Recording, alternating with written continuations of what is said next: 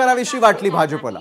भारतीय जनता पक्षाला याबद्दल ज्या पद्धतीनं आपण गेल्या काही दिवसांपासून मला वाटतं माईक जर इतरांचा म्यूट केला तर बोलता येईल. जयश्रीताई, मी आपल्याकडे पुन्हा एकदा येईल. मला वाटतं आता भाजपचं म्हणणं एकदा ऐकून घेऊयात, कारण तुलना केली जाते महायुतीच्या आणि इंडिया आघाडीच्या काळातली.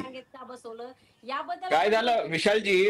हा बोला नवनाथ. आता झुकल्या वाकल्या गर्विष्ठ माना अशा पद्धतीची अवस्था उद्धव ठाकरे गटाची झालेली आहे. जवळपास 350 वर्षापूर्वीचा एक प्रसंग मला या निमित्ताने आठवतो.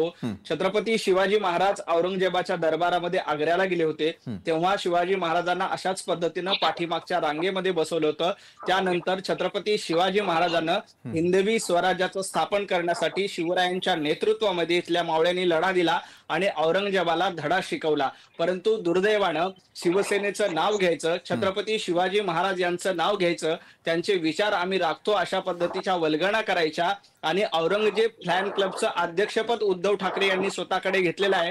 त्यामुळे आता ते औरंगजेबाच्या फॅन क्लबच्या मोहरच्या समोर स्वतःहून ऐकून घ्या.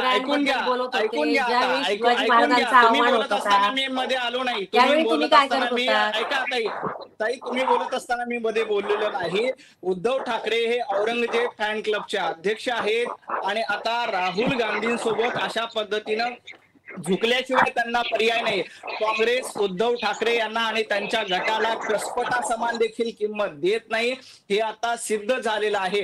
खरं तर निवडणूक आयोग भारतीय जनता पक्षाच्या मांडीवर जाऊन बसलाय, त्याबद्दल बोलायला भारतीय जनता पक्षाला तोंड राहिलेलं नाही आणि त्यामुळे मग जयश्रीताई, मी आपल्याला पुन्हा एकदा संधी देणार आहे. प्रत्येक प्रवक्त्याचं, प्रत्येक पक्षाचं मत आमच्या प्रेक्षकांकडे जावं, ही आमची खरोखर भावना असते. नवनाथजी, आपला पूर्ण करा, बोला. कमल हसन ज्यांचं डिपॉझिट निवडणुकीमध्ये जप्त झालं, त्यांच्या पाठीमागे शेवटच्या रांगेत बसायची वेळ उद्धव ठाकरेंवर आलेली आहे. कारण काँग्रेसच्या लेखी उद्धव ठाकरे यांची आता किंमत शून्य झालेली आहे. उद्धव ठाकरे यांचा निवडणुकीनंतर काही फायदा नाही हे काँग्रेसला लक्षात आलं. त्यामुळं उद्धव ठाकरे पाठीमागच्या बाकावर अगदी शेवटच्या रांगेमध्ये आदित्य ठाकरे, संजय राऊत यांना बसावं लागलं. बरं, त्याला स्पष्टीकरण देताना काय हास्यास्पद स्पष्टीकरण देतात की त्यांच्या डोळ्याला त्रास होतोय.